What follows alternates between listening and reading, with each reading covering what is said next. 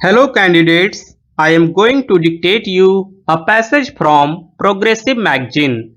So please get ready for the dictation. The dictation will start after 15 seconds.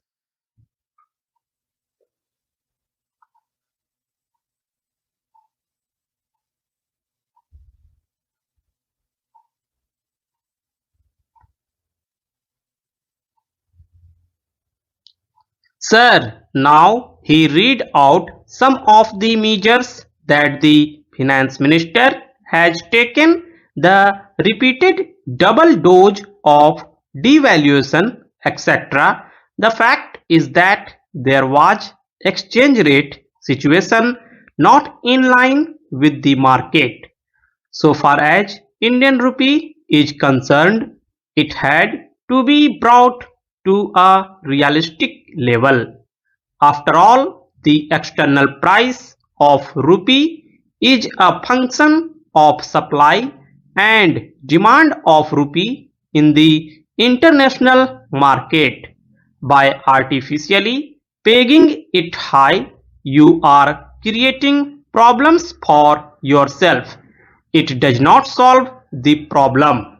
Of course, under the floating exchange rate situation, the price gets adjusted parity, but it needed real realignment substantially and what you call double dose.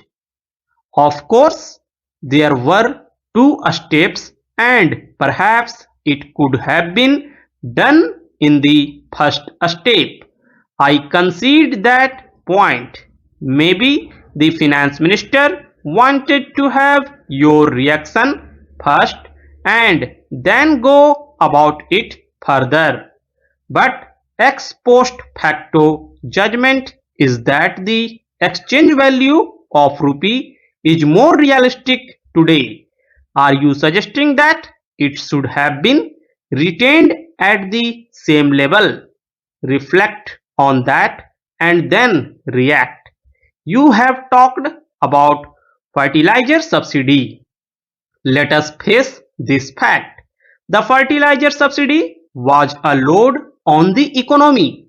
Subsidies must have economic rationality, and all steps which you take may have historical rationality at some point. But simple because you gave one, they do not remain rational. They become irrelevant, and the fertilizer subsidy is a good case where initially it was needed. It served its purpose. It has delivered, among other things, a kind of vibrant rural economy in the Green Revolution area. But let us go deep into what is now the productivity of the agricultural sector in the Green Revolution, the prime beneficiary of the fertilizer subsidy. Is it going up or has it reached a plateau or not? Who are the primary beneficiaries? Do they pay income tax? Are they not the beneficiaries of frequent procurement price rise twice in the previous government? Of course, you had your voters to reward, political compulsions you had to face. Fortunately or unfortunately, it has not helped you in this round of election, but in previous round it had helped you. The other part is that is there other kind of subsidy for the agricultural sector? If you want agricultural sector to flourish, we need capital intensity for economic development. In the rural areas, the public distribution system are virtual non-existence. If it is brought to the benefit of that, we welcome it. We know more sugar is consumed in the urban sector and by that more subsidy is diverted to a relatively affluent urban class, which is wrong in my judgment. Now he has talked about the plan allocation. The fact remains that even in the context of a deep economic crisis, the financial allocation for the plan has been retained as proposed in the interim budget.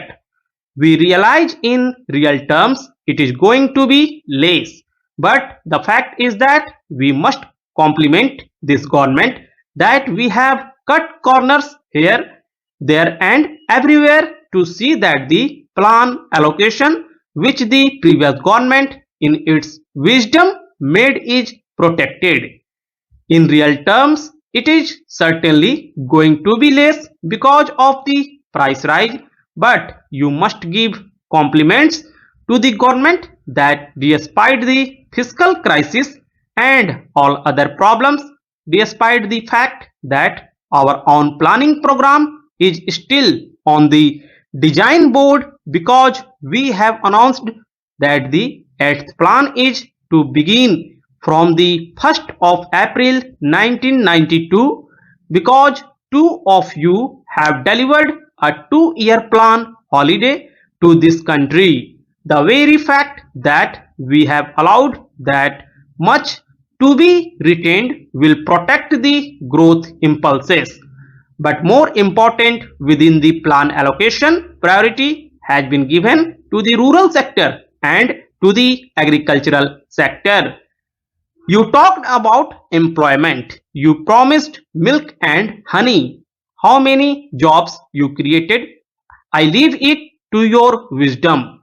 We have promised in the rest of this financial year 900 million man days of jobs to be created, more in the rural sector and the agricultural sector, and that is why the plan allocation is tight in favor of the rural sector and the agricultural sector. That was one of your election promises. How much of that you delivered in terms of stepping up of investment for the rural sector? I leave it for you wisdom to reflect. Now it is not only the rural sector, the agro industries that is going to benefit. The social sector such as education, health, etc. will ultimately generate additional employment opportunities here. Madam, our friends talked about public enterprise.